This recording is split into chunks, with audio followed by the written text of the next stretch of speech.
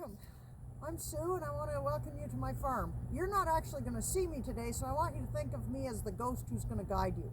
And this is a really neat old farm. This farm's probably about 170 or 180 years old, at least for the people who lived here. It's been continuously lived on all that time. And this is my house, and today what we're going to do is we're going to be learning about maple syrup. I want to remind everybody that you need a couple of things to do this tour. The first thing is everybody has to carry their own grocery bag. Every single person needs a grocery bag so that you're going to be able to carry things. And moms and dads, you're not to carry the kids' grocery bags, please. There's reason to my method here. What I want is everybody's hands to be busy with something that's going to keep them safe from touching things they shouldn't. In your grocery bag, every person should have 2 mugs. You're going to take your 2 mugs and you're going to put them one on this end of the table and one on this end of the table. There's a nice line in the middle of our table. I've got 4 mugs here because there's me and my camera person, John, who's taking the video. I'm married to John. He's an even bigger ghost than I am, but you'll hear him talk to me once in a while. So once you've done that, what you're going to do is take your grocery bag, and moms and dads, you should hold hands some of the time between stations, and we're going to go to the next station. Are you ready, John? We're ready. It's time for everybody to look over there and find the blue barrel, and we're going to walk towards the blue barrel and then turn left, and you'll see where we go after that. Hit pause now. Now that we're right by the blue barrel over there, we're going to turn to the left and look at the machine over there.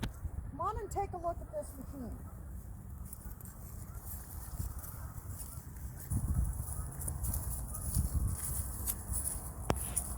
Because we live in the country, if our electricity goes out, we need to use a generator. You can see on the side here that I can plug all of my electrical appliances into these plugs. And on the side, it's got a pull cord, just like the gas lawnmower does at home. And we put gas in the top, and we pull the cord, and then we can get electricity if we don't have access to regular electricity. The reason this is really important when you live out in the country is we don't have water or sewage. And what that means is, without electricity, our pump can't run, and we won't have anything to drink. So it's really important when you live in the country to have a generator. I don't want anybody to touch this because it could carry germs between one person and another. And also because it's a pretty strong machine and people shouldn't be touching that without understanding how it works anyways. So this is our generator. You may want to stop here and talk for a few minutes about some of the things that you use electricity for at home. Now you can turn around, and I want you to look right over there.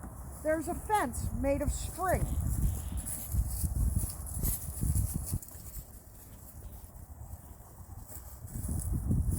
This fence is electric fencing. I can touch it because it's not turned on. I don't want anybody else to touch it because I don't want to spread germs. But if I had turned it on and you touched it, you would get a very big shock, because we would plug this fence in by the generator there. So that's one of the ways that we are able to use the generator if we had livestock here to keep us safe. It's about time for you to hit pause again. One. Oops, that was a mistake. You're going to find a few mistakes because we're going to do this in one take, even if it takes us a couple of mistakes to get through it. I want you to hit pause in a minute when I say to hit pause, but first I want to tell you where you're going to go. So when you're done talking about electricity and how you use electricity at home and what you might need to plug into a generator if you lived in the country, you're going to go down along the edge of this fence until we get to the black barn door over there. Please don't go into our barn because there are a lot of things in there that could cause harm. So now, take a minute, talk about what you would use electricity for, and then you're going to go down to the barn. Hit pause now. This is a carriage house. And if we look through the barn here, you're going to see that when it was in good repair, this door would slide open and there's a corresponding door on the other side. This was so that the people who lived here could drive their carriage through, unhitch their horse, and then leave their carriage inside just like a garage. So you can think about this as a horse-drawn garage. We use it now to store things like I see a come along for moving a vehicle and our wheelbarrow and more electric fencing and fence posts and propane tanks and all kinds of things in here, as well as my canoe. And we're going to have a chance to take a closer look at the canoe shortly. This barn was built in 1870, and we know that because somebody painted it on the inside of the barn in the same paint that we see on the outside of the barn. So that tells you how old the barn is and when it was most likely built. We suspect that all of the timber that was used in this barn probably grew on this farm. And we know that because a lot of it is red pine and it's rough cut. So we're able to see some of the bark, and that's how we know what kind of pine it is. Now we're going to go and look at a red pine. Follow me.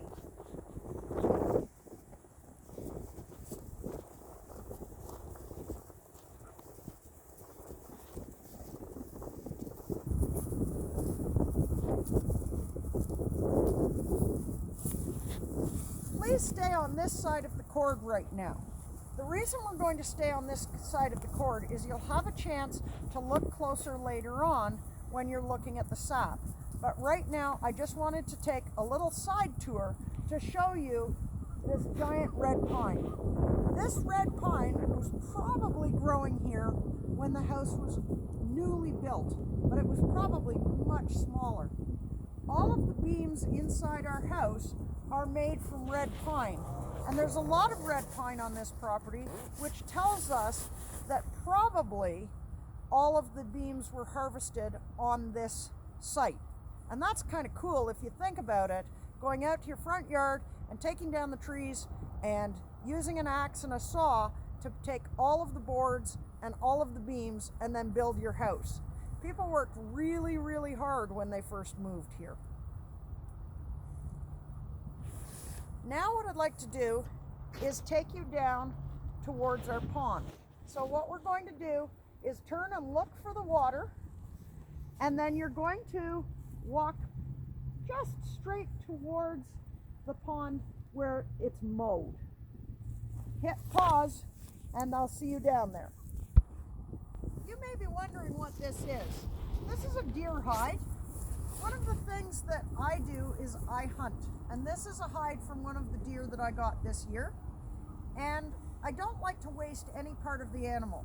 So this is called a fleshing beam, and this is where I take the inside flesh off of the deer hide. When you see it, the hair is going to be on the outside. I'm just going to use a towel to protect my clothes. Normally I would wear dirty clothes for this. What I'm going to do is I'm going to take my fleshing knife, and I'm just going to scrape like this. And let's take a close look at how I do this. And you're going to see that any fat or meat that's left on the hide gets scraped away. Now, if I was going to do this and actually be doing it right now, which I will later on, I would be doing this for about 3 hours before I was finished. I know there are some people who can scrape a hide in much less time than that, but for me it takes me about 3 hours. But you can see I've already taken off a lot of the fat and extra muscle that got attached to the hide when we took the hide off of the deer. And I would just spend my 3 hours. I would come up here and I would just scrape. Now we've got Goose here. Goose is not allowed to eat any of this because it's full of salt. Salt is an important part of the process because it pulls the fat out of the hide. I wanted to make sure that you saw this because this is an important part of my life here. Hunting is how I feed my family. I don't hunt on this property. I'm not allowed to hunt on this property, but I do hunt every year, and when I get a deer, it helps to feed my family. This hide's actually going much faster than some of the hides I've done. Maybe I'll do it for a minute more. You can watch for a couple more minutes. Unfortunately, this hide, when we took it off, the deer had gotten quite cold, and what happened was some of the meat got stuck to the hide, and that's not my optimal skinning job ever. However, it's making a nice job of getting the inside of the hide all cleaned off.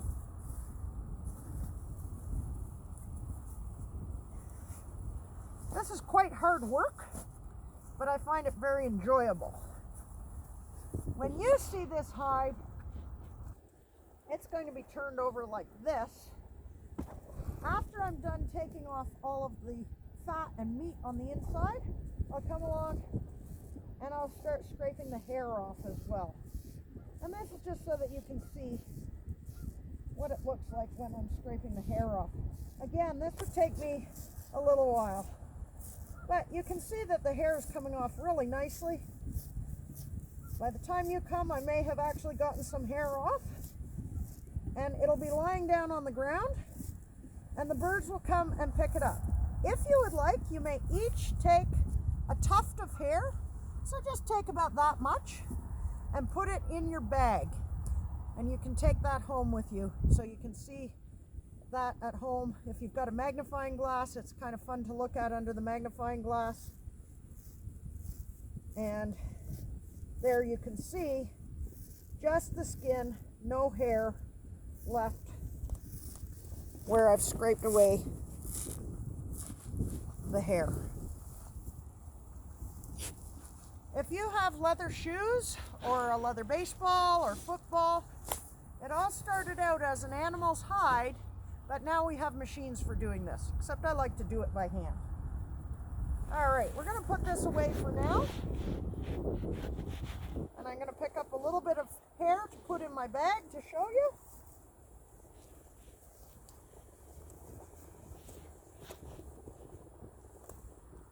So I just take a little bit like that and put it inside my bag. All right, so you're gonna hit pause in a minute, and then we're gonna go down and we're gonna look at the pond. I want any young children to please hold hands with the adults, because our pond is quite cold. There may be ice still on the pond, and I want to be very careful and aware of the risks around water. So hit pause now and walk down to the bottom of the hill. So welcome to our pond. This was originally a stream before the Europeans came and moved into this area. We think around about the 1920s, they dug two catchment basins here. Now, it may have been earlier, but we have an idea that this happened around about the 20s by artifacts that we found on the farm. And what they did was they dug a deep hole here and a deep hole just past the dogwood that's out in the middle there, and they would have used that to get water for their livestock. The thing that's really interesting about this is that the land is dynamic. It never stays completely the same. It doesn't look like two deep holes anymore. We're standing on a berm that the people would have taken the soil and rocks from in that pond, and they built this berm to prevent water from going down there. Now, down there, what we're seeing are reeds and grasses and sedges, and what those do is they act like a giant sponge, and that sponge prevents flooding. But we didn't understand that when this berm was built. So they built this berm thinking that they were going to control flooding. In fact, it's the spongy wetland over there that controls the flooding. When we first moved to this farm, we could much more clearly see that there had been two holes dug here.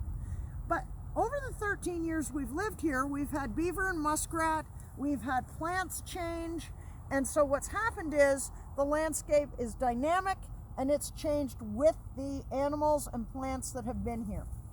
We found something very special the other day. If you come just over here, and I don't want anybody to step on this, but just over here, you're going to see that there's a hole, and there are a bunch of egg shells. Those egg shells are turtle eggs. So down this hole is where the turtles would have come out. Last year sometime, a turtle would have come along, dug a hole, deposited her eggs, buried them over, and gone back into the wetland. And in fact, we've seen the turtles doing that here. Not this particular one, but we've seen those turtles doing that. And this spring, just when it started to warm up, those turtles came out. We didn't see that, and they would have gone into the pond. And it's really quite spectacular when that happens. We have seen baby turtles here before.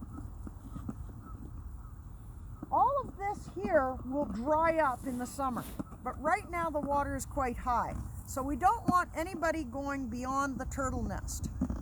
Once you've had a chance to have a close look without stepping on or touching these turtle eggs, what I want everybody to do is walk all the way back to the barn where we were before when we talked about the carriage house, and on your way I want you to look for a rock and put the rock inside of your bag.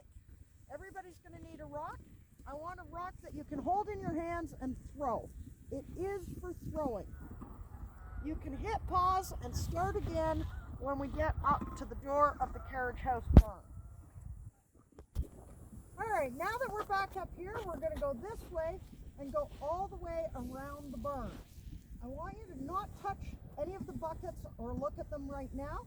I just want to have a chance for you to come around and see the barn from the other direction. Hit pause until you get to the other side of the barn. Follow me inside to look at my canoe. I'm going to ask everybody to not touch my canoe, but I am going to flip it over so that you can see the underside of it. When I'm canoeing, if I go on a portage, I put the canoe over my neck on this part here. This is called the yoke. And this is how I lift it up and carry it.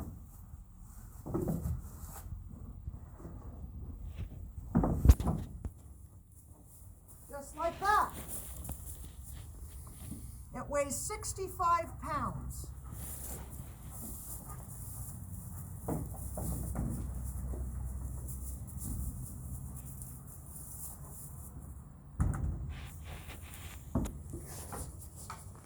This is the paddle that I use when I'm canoeing, and it's a nice square paddle that allows me to move a lot of water all at once. Again, I'm going to ask that you please not touch my paddle because we don't want to spread germs between people.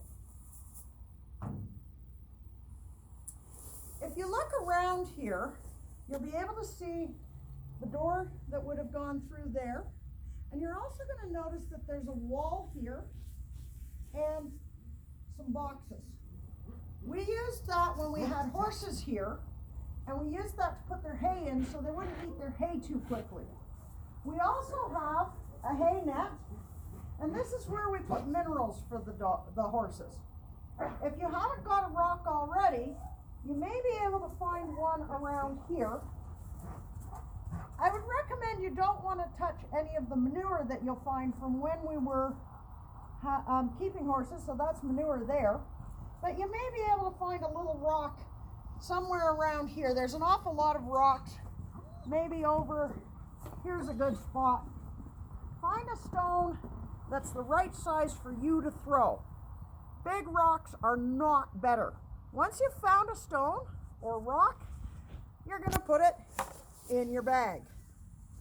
Come on down here and we're going to look at a very special part of this property. This used to be where we kept horses.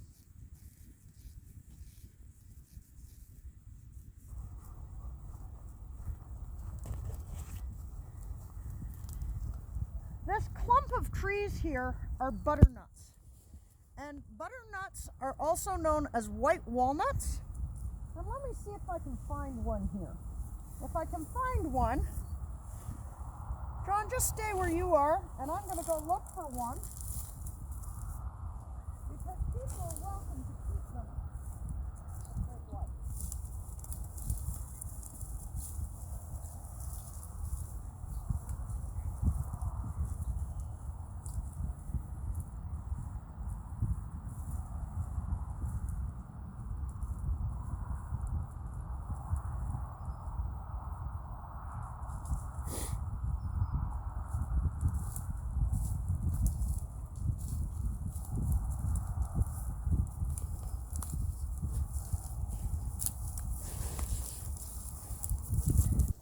these are butternuts. Of course, in the summertime, they look more like whole walnuts. But these have been eaten by mice. And we know they've been eaten by mice because the mice go all the way down. Squirrels chew their nuts a little bit differently. If you find some butternuts, I want you to put them in your bag. Don't put them back on the ground because we don't want anybody touching things that you have touched. While you're looking for butternuts, I want you to notice all around here that we've got burdock. This is burdock right over here. If you touch that, it will probably hook onto your coat or your pants, and that's burrs. Oh, we can see Friday just did. Friday, come here. And this is what happens to anybody who touches burdock, and you have to take them out here. Please dispose of your burdock